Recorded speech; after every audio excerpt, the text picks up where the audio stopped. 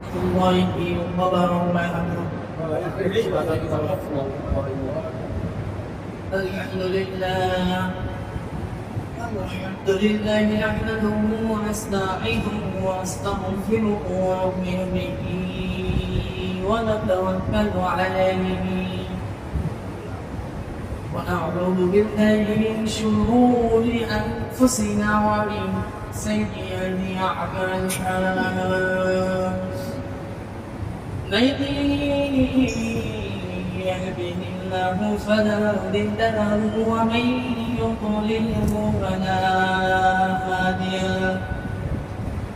نشهد أن لا إله إلا الله وحده لا شريك له ونشهد أن محمدا عبده ورسوله.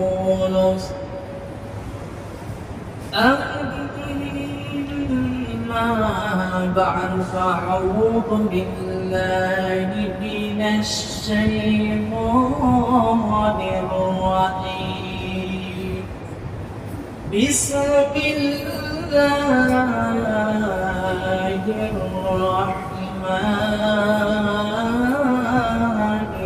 الرحيم. إن الله وملائكته يصلون على النبي يا أيها الذين آمنوا صلوا عليه وسلموا تسليما. اللهم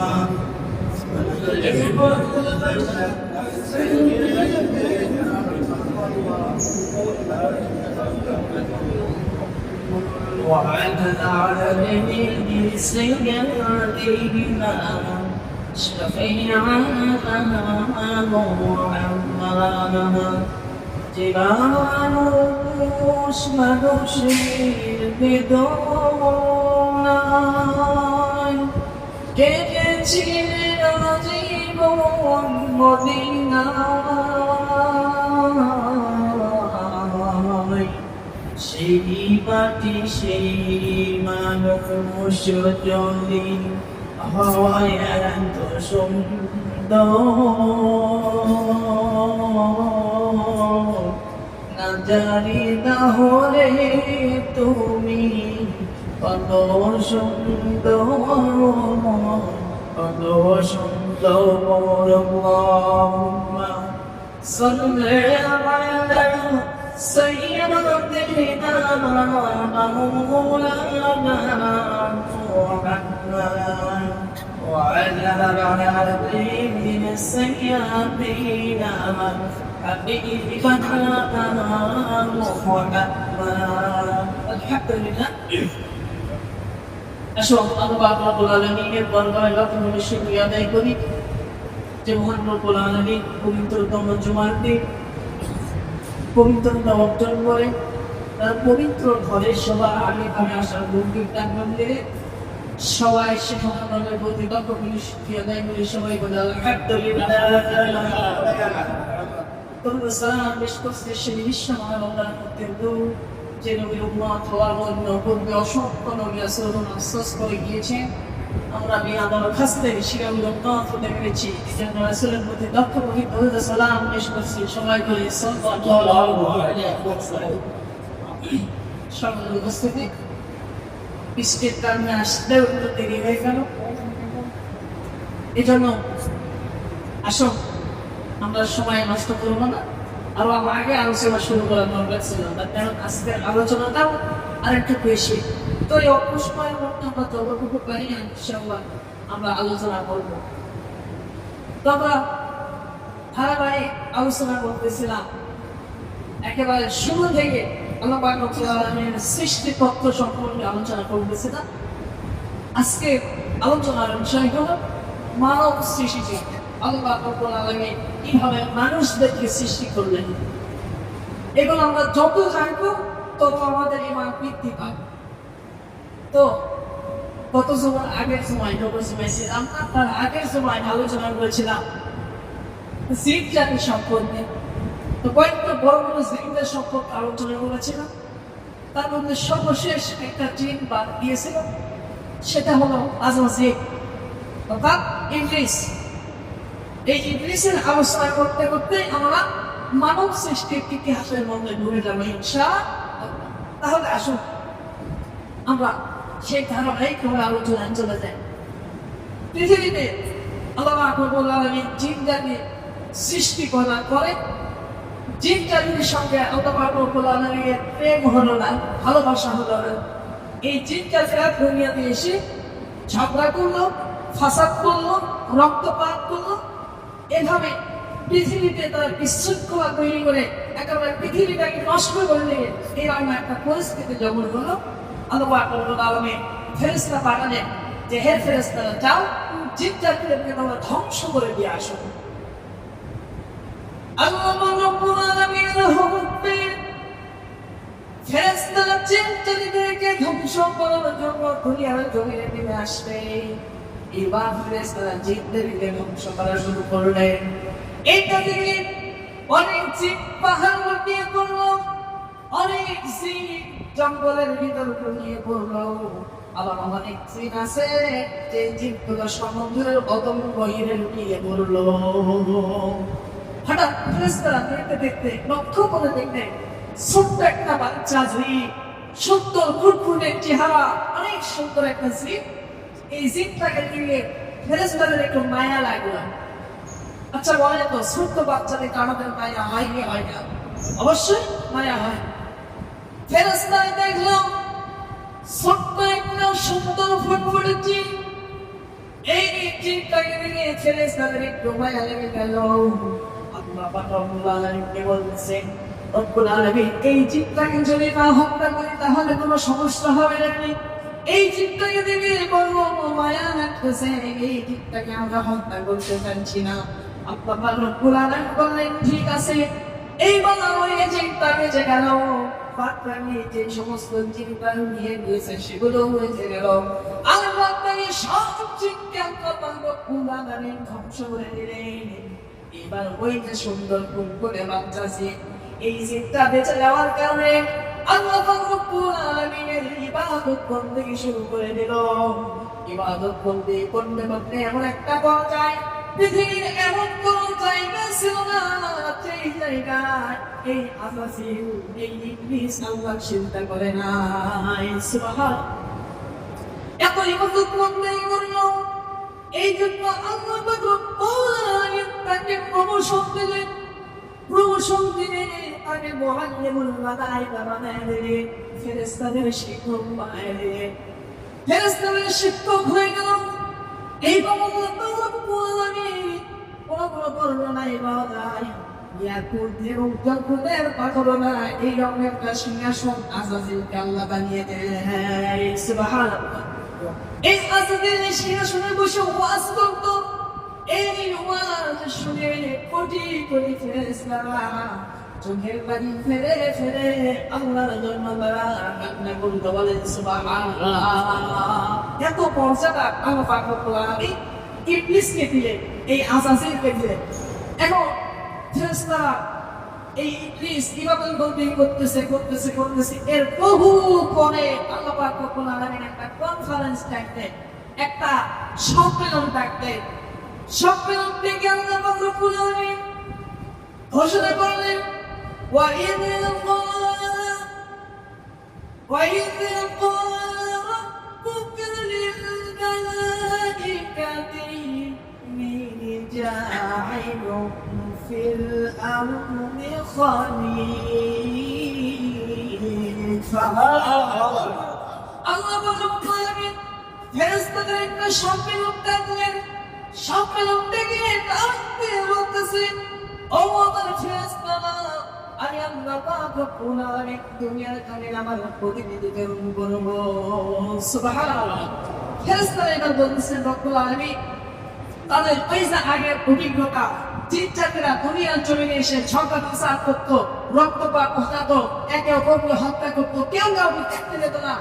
এই ফেরেশতারা এই অভিজ্ঞতা থেকে বলতেছে রব্বুল আলামিন আপনি এমন একটা জাতি দুনিয়ার জন্য প্রেরণ করতেছে যে জাতি কি করবে কোনু আতাআলু ফিহা মান ইউফসিদু ফিহা ওয়া ইয়াসফিকু দিমা তারা দুনিয়াতে গিয়ে ফাসাদ করবে বিশৃঙ্খলা করবে এবং রক্তপাত ঘটাবে তাহলে ফেরেশতারা আপনাকে কি বললো দুইটা কথা বললো তারা দুনিয়াতে গিয়ে ফাসাদ করবে রক্তপাত ঘটাবে আজকে সমাজের দিকে তাকান সমাজ ভালো চলতেছে হঠাৎ কেউ ক্লিক কাজে দিয়া সমাজে বিশৃঙ্খলা তৈরি করে এমন লোক আছে নাই দেখবে একজন আলেম আরেকজন আলেমকে দেখতে পারে না একজন আলেম আরেকজন আলেমের বিরুদ্ধে বলে একজন কিন্তু আরেকজনকে তাদের বিরুদ্ধে বলে একজন কর্মী আরেকজন কর্মীর বিরুদ্ধে বলে একজন স্ত্রী তার শাশুড়ির বিরুদ্ধে বলে শাশুড়ি তার স্ত্রীর বিরুদ্ধে বলে এইভাবে বিভিন্ন কথা বলে তারা সমাজের মধ্যে বিশৃঙ্খলা তৈরি করে আবার ফেরেশতারা বলেছিল ওয়ায়াসফিকু দিমা তুমি আর জমি রক্তপাত ঘটাবে আজকে তামাম পৃথিবীর দিকে তাকালে দেখা যায় পৃথিবীর এমন কোন দেশ নাই এমন কোন জায়গা নাই যে জায়গায় যুদ্ধ বিগ্রহ চলতেছে না যেই জায়গায় রক্তপাত ঘটতেছে না এমন কোন দেশ আছে না প্রত্যেকটা দেশে আজকে রক্তপাত ঘটতেছে বর্তমান ফিলিস্তিনের দিকে দেখা ফিলিস্তিন এমন একটা রাষ্ট্র 1945 সালে প্লেনফোর্ড ঘোষণার মাধ্যমে ব্রিটিশরা 600 ইহুদিকে এই ফিলিস্তিনের জমিনে জায়গা করে দেয় এই ফিলিস্তিনের জমিনে জায়গা করে দেওয়ার পর আস্তে আস্তে তারা সেখানে বসবাস শুরু করে আস্তে আস্তে পৃথিবীতে তাদের ছড়িয়ে থাকা আত্মীয় স্বজনরা আস্তে আস্তে ফিলিস্তিনে যখন আসা শুরু করলো এক পথে তাদের সংখ্যা বৃদ্ধি পেল এক পর্যায়ে ব্রিটিশরা তাদেরকে অস্ত্র দিল তাদেরকে ট্রেনিং দিল অস্ত্র দেওয়ার পর ট্রেনিং দেওয়ার পর তাদেরকে ইহুদিদেরকে মুসলমানদের বিরুদ্ধে এড়িয়ে দেওয়া হলো এক পর্যায়ে এই ইহুদিরা মুসলমানদের 10 লক্ষ কতল করে মুসলমানদের শিশু সন্তানদেরকে জবাই করতেছে মুসলমানদের ফিলিস্তিনের নারীদেরকে হত্যা করতেছে ফিলিস্তিনের মানুষের পানি ঘর পুরো সরকার করে দিচ্ছে এই জন্য ওই ফেরেশতারা বলেছিল রব্বুল আলামিন আপনি এমন একটা জাতি দুনিয়ার জমিনে প্রেরণ করতেছেন যেই জাতি দুনিয়ার জমিনে গিয়ে রক্তপাত ঘটাবে আচ্ছা বলে তো ফেরেশতার কথা মিলে গেছে কি গেছে না ফেরেশতারা সব কিছু মিলে গেছে এখন তারপরেও আল্লাহ পাক কোরআনে বলেন ওয়ালা ইন্নী আ'লামু মা লা তা'লামুন নিশ্চয় আমি তো জানি তোমরা তা জানো না আল্লাহ পাক রব্বুল আলামিন এই মানব সৃষ্টিকে কেন্দ্র করে মহান একটা পরিকল্পনা গ্রহণ করেছে এই পরিকল্পনা আমরা কেউ জানি না ফেরেশতারা কেউ জানে না শুধুমাত্র আল্লাহই জানে এই মহা পরিকল্পনাকে সামনে রেখে আল্লাহ পাক রব্বুল আলামিন এই মানব জাতির সৃষ্টি করেছেন বলেন সুবহানাল্লাহি ওয়া বিহামদিহি এখন এই যে মানব জাতিকে আল্লাহ পাক রব্বুল আলামিন সৃষ্টি করেছে পৃথিবীর সর্বপ্রথম মানবকে আসলে আদম আলাইহিস সালাতু ওয়াস সালাম দেখো আল্লাহ পাক রব্বুল আলামিন দুনিয়াতে সর্বপ্রথম আদম আলাইহিস সালাতু ওয়াস সালামকে বানাবেন এখন এই আদম আলাইহিস সালামকে বানাবে আচ্ছা বলে তো আদম আলাইহিস সালামকে কি দিয়ে বানিয়েছে আদম আলাইহিস সালামকে কি দিয়ে বানিয়েছে কাঠি দিয়ে এখন কাঠি দিয়ে যদি বানায় তাহলে সর্বপ্রথম পৃথিবীতে কাঠি আনা দরকার ঠিক কি না আল্লাহ পাক রব্বুল আলামিন পৃথিবী থেকে মাটি আনার জন্য ফেরেশতা পাঠিয়ে দিলেন সর্বপ্রথম জিবরাইল আলাইহিস সালাতু ওয়াস সালামকে জমিনে পাঠিয়ে দিলেন জিবরাইল আলাইহিস সালাতু ওয়াস সালাম জমিনে এসে মাটি আনার জন্য মাটির কাছে এসেছে মাটি তাদের কান্না শুরু করে দিল মাটি বলল আমি আল্লাহর কাছে আশ্রয় প্রার্থনা করি এই মাটিকে জন্য এমন একটা জাতি বানাবে যেই জাতি আমার উপর থেকে পানাচান করবে রবের অবমুক্ত করবে না রবের নাফরমানি করবে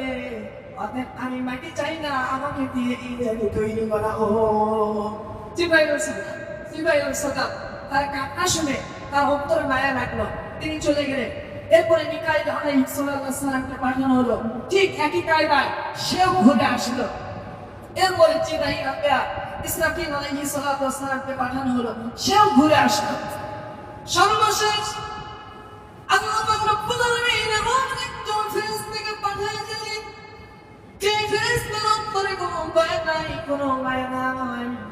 দুনিয়ার সমস্ত ভালোবাসা, দুনিয়ার সমস্ত মমতা, দুনিয়ার সমস্ত আবেগ যিনি ছিদ্র করেন তিনি হলেন আজরাইল আলাইহিস সালাম। মা থাকতে সন্তান আগে দুনিয়া থেকে বিদায় নিয়ে চলে যায়, বড় ভাই জীবিত আছে, ছোট ভাই দুনিয়া থেকে বিদায় নিয়ে চলে যায়। ছোট্ট সন্তান ভূমিষ্ঠ হয়েছে, পরের দিন তার মা দুনিয়া থেকে বিদায় নিয়ে চলে যায়। কোনো কান্না তাকে থামাতে পারে না। এই আজরাইল আলাইহিস সালাম দুনিয়ার জমিনে মাটি নিয়ে ওর সময় আবার এই মাটি কান্না করতেছে। এইবার আজরাইল আলাইহিস সালাম বলতেছে, ও মাটি তুমি যে আল্লাহর কাছে সাহায্য চাচ্ছ, আমি ওই আপনার হুকুম নিয়ে এই মাটি নিতে এসেছি। সুবহানাল্লাহ। এই যে এইভাবে আল্লাহ পাক রব্বুল আলামিন এই ফেরেশতা আজরাইল আলাইহিস সালাম তিনি মাটি সংগ্রহ করা শুরু করলেন। পৃথিবীর বিভিন্ন প্রান্ত থেকে তিনি সাদা মাটি, কালো মাটি, লাল মাটি, বাদামি রঙের মাটি, বিভিন্ন রকমের মাটি তিনি সংগ্রহ করলেন। এই বিভিন্ন মাটি সংগ্রহ করার কারণে, বিভিন্ন কালারের মাটি সংগ্রহ করার কারণে আজকে তামাম পৃথিবীতে কালো মানুষ দেখবে, সাদা মানুষ দেখবে, এরপরে আপনার লালচে রঙের মানুষ দেখবেন, বিভিন্ন রঙের মানুষ। ওই যে আজরাইল সালাম বিভিন্ন কালারের মাটি নিয়েছিলেন থেকে আজকের মানুষের ভিতর এইরকম পাত্র। আবার আজরাইল সালাম কিছু মাটি নিয়েছিলেন শক্ত, আবার কিছু নিয়েছিলেন নরম। এই জন্য পৃথিবীতে অনেক শক্ত হৃদয়ের লোকও দেখা যায়, আবার অনেক নরম হৃদয়ের লোকও দেখা যায়। তো এই আজরাইল সালাম তার হাতে করে 40 মণ মাটি নিয়ে গিয়েছিলেন, 2-1 না 40 মণ মাটি নিয়ে গিয়েছিলেন। আল্লাহ রাব্বুল আলামিন যখন এই মাটি নামেন, মাটি পাওয়ার সঙ্গে সঙ্গে আল্লাহ পাক রব্বুল আলামিন আদম আলাইহিস সালাম দেহ বানানো শুরু করলো। 7 হাত বেঁধে দিয়েছিলেন, অন্তর প্রায় 90 ফুট আকৃতি, 90 ফুট লম্বা করে হযরত আদম আলাইহিস সালামের দেহটা বানানো হলো। এই যে আল্লাহ এখানে বলেছেন আদম নবীর যত লম্বা ছিল, তারপর থেকে আস্তে আস্তে আস্তে মানুষগুলো খাটো হওয়া শুরু করবে। খাটো হতে হতে বর্তমান যে পর্যায়, এই পর্যায়ে চলে এসেছে। কিয়ামতের আগে মানুষগুলো আরো খাটো হয়ে যাবে। তবে আফসোস করার দরকার নাই, যারা খাটো মানুষ, আমরা যারা খাটো মানুষ সবাই আফসোস করার দরকার নাই। আল্লাহর নবী বলতেছে জান্নাতের ভিতরে যখন এই মানুষগুলো যাবে, জান্নাতের ভিতর আদম নবী যেমন 60 ফুট লম্বা ছিল, প্রত্যেকটা মানুষকে আল্লাহ পাক রব্বুল আলামিন 60 ফুট লম্বা করে জান্নাতে দিয়ে দেবেন। বলেন সুবহানাল্লাহ। এই যে আদম আলাইহিস সালামকে 60 ফুট লম্বা করলেন, এখন আদম আলাইহিস সালামের দেহটাকে কে বানিয়েছে? আল্লাহ পাক রব্বুল আলামিন বলতেছে আমি আল্লাহ স্বয়ং নিজে আদম নবীর দেহ বানিয়েছি। সুবহানাল্লাহ। কোন ফেরেশতার সাহায্য লাগে না। আল্লাহ পাক রব্বুল আলামিন কোরআনে বলতেছেন قال يا إبليس ما منعك أن تسجد لما خلقت بيدي আল্লাহ রাব্বুল আলামিন ইবলিসকে বলল, ও ইবলিস, কিসে তোমাকে শিরক করা থেকে বিরত রাখলো? যে আদমকে আমি আল্লাহ পাক রব্বুল আলামিন বিয়াতে আমার 2টা হাত দিয়ে সৃষ্টি করেছি। সুবহানাল্লাহ। তার মানে বোঝা গেল আল্লাহ পাক রব্বুল আলামিন আদম নবীর দেহটাকে স্বয়ং নিজের 2 হাত দিয়ে বানিয়েছেন। বলেন সুবহানাল্লাহ। এরপরে আদম আলাইহিস সালামের দেহটাকে জান্নাতের ডালে অথবা মক্কা থেকে তায়েফের মধ্যবর্তী স্থানে আল্লাহ পাক রব্বুল আলামিন দীর্ঘদিন এই দেহটাকে রেখে দিলেন। এখনো কিন্তু ওই দেহে আল্লাহ প্রাণ দেয় নাই, এখনো ওই দেহে রূহ দেয় নাই। এটা মক্কা এবং তায়েফের মধ্যবর্তী স্থানে রেখে দেওয়া হলো। কতদিন রেখে দেওয়া হলো? এই দেহটাকে আল্লাহ পাক রব্বুল আলামিন 40 বছর একাধারে ওই জায়গায় রেখে দিলেন। বলেন সুবহানাল্লাহ।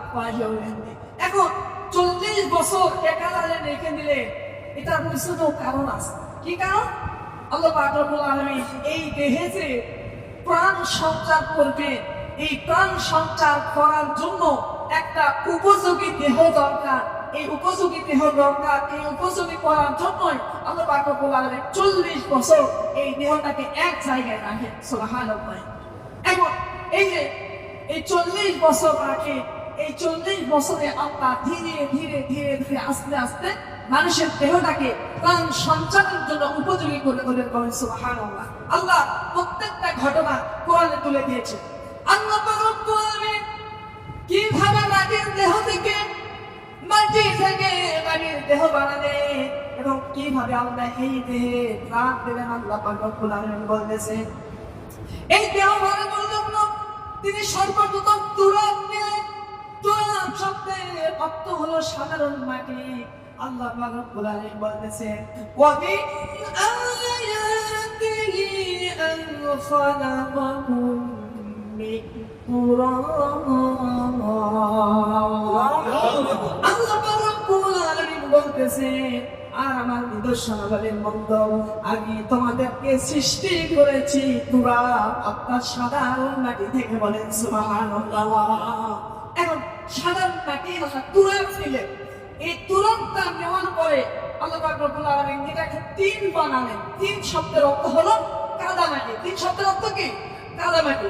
আল্লাহ পাক রব্বুল আলামিন বলতেছেন, ওয়ালাকাদ খালাকনাল ইনসানা মিন সুলালাতিন মিন তিন। আল্লাহ পাক রব্বুল আলামিন বলতেছেন, ওই যে সাধারণ মাটিটা, ওই মাটির উপর আল্লাহ পাক রব্বুল আলামিন বৃষ্টি বর্ষণ করলেন।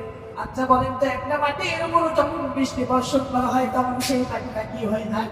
সেই মাটি কি হয়ে যায়? কাদা হয়ে যায়। আল্লাহ পাক রব্বুল আলামিন বলতেছেন, একটা সাধারণ মাটি নিয়ে এই মাটিতে আমি বৃষ্টি বর্ষণ করে সেটাকে আমি কাদা বানালাম। বলেন সুবহানাল্লাহ। এরপর আল্লাহ পাক রব্বুল আলামিন বলতেছেন, ওই কাদা যুক্ত মাটিকে আমি আঠালো মাটিতে পরিণত করলাম। বলেন সুবহানাল্লাহ। আল্লাহ পাক রব্বুল আলামিন বলতেছেন, ইন্না খালাকনাহুম মিন তিনিন লাযিব। আল্লাহ পাক রব্বুল আলামিন বলতেছেন, ওই যে কাদা মাটি, ওই মাটিকে আমি আল্লাহ পাক রব্বুল আলামিন তিনিন লাযিব বানালাম। অর্থাৎ ওই মাটিটাকে আমি আঠালো বানালাম। বলেন সুবহানাল্লাহ। তাহলে সর্বপ্রথম আল্লাহ কি দিলেন? সাধারণ মাটি। এই সাধারণ মাটিতে আল্লাহ বৃষ্টি বর্ষণ করে সেটাকে কাদায় পরিণত করলেন। আবার ওই কাদা মাটিকে আল্লাহ পাক রব্বুল আলামিন তিনিন লাযিব বানালেন, অর্থাৎ আঠালো মাটি বানালেন। এরপর আল্লাহ এটাকে কি বানালেন দেখে? এরপর আল্লাহ পাক রব্বুল আলামিন এটাকে হাওয়াইন মাসতুর অর্থাৎ এটাকে পচা, দুর্গন্ধ, কালো এমন একটা কাদি বানালেন। বলেন সুবহানাল্লাহ। আল্লাহ পাক রব্বুল আলামিন বলতেছেন, ওয়ালাকাদ খালাকনাল ইনসানা মিন সালসালিন মিন হামাইন মাসনুন।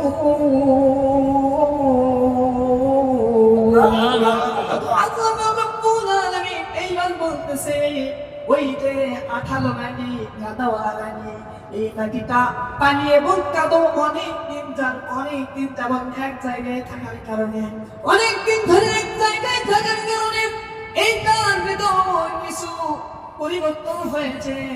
পানি এবং মাটি এক জায়গায় থাকার কারণে এটার কালার পরিবর্তন হয়ে গেছে। পানি এবং কাদা এক জায়গায় থাকার কারণে এটা পচে গিয়েছে। আর এই পচে যাওয়ার কারণে এই কাদা থেকে দুর্গন্ধ বের হচ্ছে। সুবহানাল্লাহ। তার মানে আল্লাহ প্রথমে সাধারণ মাটি দিলে, সেখানে বৃষ্টি বর্ষণ করে সেটা কাদো করলে, এরপর আল্লাহ সেটাকে আঠালো বানালে। এরপরে কাদো এবং পানি অনেক বছর ধরে এক জায়গায় থাকার কারণে সেটা পরিবর্তন হয়ে কালো হয়ে গেল, পচে গেল, সেখান থেকে দুর্গন্ধ বের হওয়া শুরু হলো। এরপর আল্লাহ কি বানালেন? আল্লাহ বানালেন। এরপর সেটাকে শুকিয়ে পুরো মাটি বানালেন।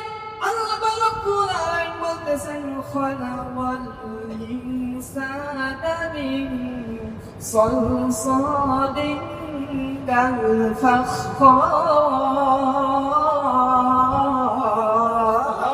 আল্লাহ বলতেছেন, ওই পচা দুর্গন্ধ দুর্গন্ধযুক্ত কাদাকে আমি আল্লাহ পাক রব্বুল আলামিন রোদে শুকাতে দিলাম। রোদে শুকিয়ে শুকিয়ে আমি আল্লাহ পাক রব্বুল আলামিন এটাকে পোড়ামাটির পাতিলের মতো বানালাম। যেই পোড়ামাটির পাতিলে পানি দিলে ঠন ঠন শব্দ করে এইরকম ঠন ঠন আওয়াজ যখন করলো, তখন বুঝে দিলাম এই দেহে প্রাণ সঞ্চার করার জন্য এই দেহটা উপযুক্ত হয়েছে। বলেন সুবহানাল্লাহ। আল্লাহ 5টা পর্যায়ে আমাদের এই দেহ, মানুষের এই দেহকে বানিয়েছে। এখন এই যে 5টা পর্যায়ে আল্লাহ পাক রব্বুল আলামিন বানালে, এত সুন্দর দেহ বানালে, এখন এখানে একটা প্রশ্ন থাকে আমাদের, যে আল্লাহ বলেছেন লাকাদ খালাকনাল ইনসানা ফি আহসানি তাকওয়িম, আমি মানুষদেরকে সুন্দর অবয়ব, সুন্দর আকৃতি দিয়ে বানিয়েছি। এখন প্রশ্ন হলো, সুন্দর আকৃতি দিয়ে বানিয়েছে, তাহলে আল্লাহ কেন এখানে পচা দুর্গন্ধযুক্ত কাদা ব্যবহার করে? প্রশ্ন হয়নি? প্রশ্ন আছে কিনা? প্রশ্ন আছে যে আল্লাহ কেন আমাদেরকে পচা দুর্গন্ধযুক্ত কাদা দিয়ে আমাদেরকে বানিয়েছে? প্রশ্ন আমাদের অবশ্যই আছে। এখানে এক নাম্বার উত্তর হলো, পচা দুর্গন্ধ কাদা আমাদের শরীর বানানোর পিছনে অবদান রাখার কারণ হলো অহংকারকে চূর্ণ করার জন্য। আল্লাহ পাক রব্বুল আলামিন মানুষদেরকে সবচেয়ে সুন্দর করে বানিয়েছে, যা কোনো প্রাণীকে আল্লাহ পাক রব্বুল আলামিন এত সুন্দর করে বানায় না। আর এত সুন্দর দেহ নিয়ে মানব যাতে অহংকার না করে, আল্লাহ পাক রব্বুল আলামিন সেই জন্যই মানুষদেরকে এই পচা দুর্গন্ধ কাদাযুক্ত মাটিতে বানিয়েছেন। বলেন সুবহানাল্লাহ। এরপরে এটা আল্লাহ পাক রব্বুল আলামিনের ক্ষমতার প্রকাশ, ক্ষমতার বহিঃপ্রকাশ।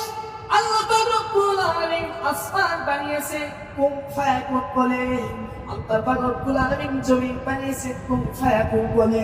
আচ্ছা বলেন তো, মানুষ বানানো কঠিন নাকি আসমান বানানো? অবশ্যই আসমান বানানো কঠিন। আল্লাহ পাক রব্বুল আলামিন আসমান জমিনকে বানালেন কুন ফায়াকুন বলে, বলতে বলল সঙ্গে সঙ্গে সেগুলো হয়ে গেছে। কিন্তু আল্লাহ পাক রব্বুল আলামিন মানুষদেরকে কুন ফায়াকুন বলে বানায় নাই, মানুষদেরকে আস্তে আস্তে তিনি সৃষ্টি করেছে।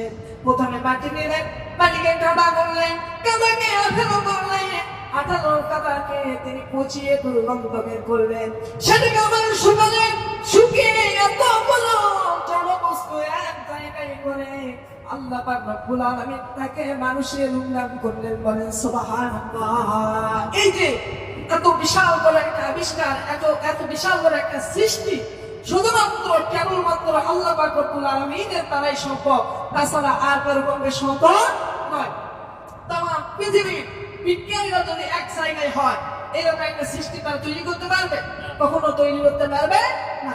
এখন আসে একটু আমরা বৈজ্ঞানিক ব্যাখ্যায় চলে যাই, যে আল্লাহ কেন কাদা, পচা কাদা এবং দুর্গন্ধযুক্ত কাদা নিলেন। আল্লাহ পাক রব্বুল আলামিন আদম নবীর দেহ থেকে 40 দিন রেখে দিয়েছিল, 40 বছর রেখে দিয়েছিল। এই 40 বছরে আস্তে আস্তে এই দেহটাকে প্রাণ সঞ্চারের জন্য উপযোগী করে তোলেন। মানুষের দেহ যখন পচা কাদা এবং দুর্গন্ধযুক্ত অবস্থায় ছিল, এই সময় এখানে কিছু পরিবর্তন হয়। সুবহানাল্লাহ। এই যে 40 বছরের ভিতর কয়েক বছর মানুষের শরীর কি অবস্থায় থাকে? পচা কাদা এবং দুর্গন্ধযুক্ত অবস্থায় থাকে। তো এই অবস্থায় ছিল, বিজ্ঞানীরা বলতেছে যে একটা অজৈব উপাদান থেকে একটা জৈব উপাদানে প্রাণ সঞ্চার করার জন্য সেখানে কিছু পরিবর্তন দরকার। সেখানে কি দরকার? কিছু পরিবর্তন দরকার। আজকে বিজ্ঞানীরা যদি কোনো কিছু আবিষ্কার করে, দেখবেন সেখানে বিভিন্ন কিছু রাসায়নিক বিক্রিয়া ঘটায়, তারপরে সেটা তারা সৃষ্টি করে বা আবিষ্কার করে। কালকে যখন এটা আমি দেখতেছি, আমি আমাদের দোকানে বসেছিলাম, তো সাদা গাছার যে কাগজগুলো ছিল, হঠাৎ একটা কাগজে দেখলাম, এটাও করতেছি, আল্লাহর কসম সত্য কথা, সব সত্য কথা, এটাও করতেছি, লিখতেছি, আর দেখি বিজ্ঞানের রাসায়নিক যে প্রক্রিয়া, এই পড়ার পৃষ্ঠাটা আমার সামনে এসেছে। তো করতে করতে হঠাৎ লক্ষ্য করে দেখলাম একটা জিনিস সৃষ্টি করার জন্য কিছু রাসায়নিক পরিবর্তন দরকার। তো এই যে আমাদের পুকুরে যে আমরা পানি পরিষ্কার করার জন্য চুন ব্যবহার করি, কি করি না? অবশ্যই চুন ব্যবহার করি পানি পরিষ্কার করার জন্য। তো সেই তথ্য ওখানে দেওয়া যে যখন পানি এবং চুন দুইটা এক জায়গায় করবে তখন সেখানে ক্যালসিয়াম এবং হাইড্রোক্সাইড দুইটা গ্যাস উৎপন্ন হয়। এই গ্যাস উৎপন্ন হওয়ার ফলে পানিতে একটা তাপ শক্তি উৎপন্ন হয়, যার ফলে পানিতে বুদবুদ করে একটা শব্দ হয়। এই শব্দ হওয়ার ফলে এই পানিগুলো ফুটতে থাকে, ফুটতে এক পর্যায়ে এক সাথে পানি দিতে একটা বড় পুকুরের পানি পরিষ্কার হয়ে যায়। সুবহানাল্লাহ, হয়তো হয় না? এখন এই যে এত বেশি পানি পরিষ্কার করার জন্য মাত্র সামান্য এক সারি পানি যথেষ্ট। এটা কিভাবে হয়েছে? একটা রাসায়নিক প্রক্রিয়ার মাধ্যমে। ঠিক বিজ্ঞানীরা বলতেছে মানুষের এই শরীর তৈরি হওয়ার জন্য এখানে কিছু রাসায়নিক পরিবর্তন, রাসায়নিক প্রক্রিয়া, মানুষের শরীরে যে রূহটা দেওয়া হবে, এই রূহটা দেওয়ার জন্য এখানে কিছু রাসায়নিক বিক্রিয়া ঘটা লাগবে। না ছাড়া কখনো মানুষ এই দেহে কখনো রূহ দেওয়া যাবে না। বিজ্ঞানীরা পরীক্ষা করা শুরু করলো। বিজ্ঞানীরা পরীক্ষা করতে লক্ষ্য করে দেখলে এই যে মানুষদের কাল্লা পচা কাদা দুর্গন্ধযুক্ত মাটি থেকে বানিয়েছে, এই পচা কাদা এবং দুর্গন্ধ মাটি নিয়ে তারা পরীক্ষা করে লক্ষ্য করে দেখলে মানুষের শরীরে যতগুলো রাসায়নিক উপাদান আছে, যতগুলো গ্যাসীয় উপাদান আছে, প্রত্যেকটা রাসায়নিক উপাদান, প্রত্যেকটা গ্যাসীয় উপাদান ওই পচা কাদা এবং দুর্গন্ধযুক্ত কাদার ভিতরে পাওয়া যায়। সুবহানাল্লাহ। আমাদের শরীর তৈরি হওয়ার জন্য বিক্রিয়া অবশ্যই প্রয়োজন। আল্লাহ পাক রব্বুল আলামিন কিভাবে বানালে একটা কাদা এবং সেখানে পানি, কাদা যখন পচে যায় সেখান থেকে কিছু গ্যাস উৎপন্ন হয়, বিভিন্ন মিথেন গ্যাস, তারপরে হাইড্রোক্সাইড, বিভিন্ন গ্যাস উৎপাদন হয়। এই গ্যাস উৎপাদন হয়, এই প্রত্যেকটা গ্যাস মানুষের শরীরের ভিতর এই সমস্ত উপাদান পাওয়া যায়। আর আল্লাহ পাক রব্বুল আলামিন এই সমস্ত উপাদান আমাদের সৃষ্টির আগেই তৈরি করে দিয়েছেন। বলেন সুবহানাল্লাহি ওয়া বিহামদিহি। আজকে বিজ্ঞানীরা চিন্তা করতেছে, হায় হায় আমরা এত কিছু করে এগুলো আবিষ্কার করলাম, আর আল্লাহ পাক রব্বুল আলামিন দেখতেছি আমাদের সৃষ্টি, আমাদের জন্মের শত বছর পূর্বে আল্লাহ কোরআনে প্রত্যেকটা হুবহু তুলে দিয়েছে। সুবহানাল্লাহ। আল্লাহ এই জন্য এখানে বলতেছে হামাই আসনু, যে তোমাদেরকে আমি এমন ভাবে সৃষ্টি করেছি, তোমাদেরকে কাদা মাটি, পচা দুর্গন্ধ মাটি থেকে তৈরি করেছি। বলেন সুবহানাল্লাহ। তাহলে আপনারা কি বুঝতে পেরেছে এই পচা মাটি, এই কাদা মাটি আমাদের শরীরের জন্য কেমন উপকার ছিল? বুঝতে পেরেছেন কিনা? এটা বৈজ্ঞানিক ভাবে প্রমাণিত। আল্লাহ পাক রব্বুল আলামিন আমাদেরকে এভাবে সৃষ্টি করেছে। এরপরে আল্লাহ পাক রব্বুল আলামিন যখন আদম আলাইহিস সালাতু ওয়াস সালামকে বানানোর সময় আল্লাহ মাটিকে বেছে দিলেন। এবং প্রশ্ন হতে পারে আল্লাহ আদম আলাইহিস সালামকে বানানোর জন্য মাটিকেই কেন বেছে দিলেন? আরো বিভিন্ন উপাদান ছিল, পানি ছিল, আপনার বাতাস ছিল, আগুন ছিল, তারপরে আরো অনেক উপাদান ছিল। এগুলো না দিয়ে আল্লাহ মাটিকেই কেন বেছে দিলেন? বিজ্ঞানীরা দেখতেছে, গবেষণা করতে দেখা গেল আগুনের ভিতর, পানির ভিতর, বাতাসের ভিতর যতগুলো উপাদান পাওয়া যায় তার প্রত্যেকটা উপাদান আল্লাহ মাটির ভিতরে দিয়ে দিয়েছে। সুবহানাল্লাহ। মানুষ যদি আগুনের তৈরি হতো তাহলে এই মানুষগুলো পানির কাছে যেতে পারতো না। মানুষ যদি আগুনের তৈরি হতো, মানুষ যদি বাতাসের তৈরি হতো, তাহলে তারা ভাসমান অবস্থায় থাকতো, দুনিয়াতে হেঁটে বেরোতে পারতো না। আল্লাহ রব্বুল আলামিন মাটি যে মানুষদেরকে তৈরি করেছে, এই জন্যই তো এই মানুষগুলো আগুনের কাছে গেলে বলে যায় না, পানিতে নামলে বলে যায় না। এই জন্যই তো এই মানুষগুলো ঠান্ডার ভিতরে গেলে এই মানুষগুলো বরফ হয় না। সুবহানাল্লাহ। এই জন্য মানুষ বানানোর জন্য সবচেয়ে উপযুক্ত, সবচেয়ে গুরুত্বপূর্ণ, সবচেয়ে ভালো উপাদান হলো মাটি। আর আল্লাহ পাক রব্বুল আলামিন এই মাটি দিয়ে আল্লাহ মানুষ সৃষ্টি করেছেন। বলেন সুবহানাল্লাহ। সম্মানিত উপস্থিতি, আসলে আরো আলোচনা ছিল, সময় সংক্ষেপের কারণে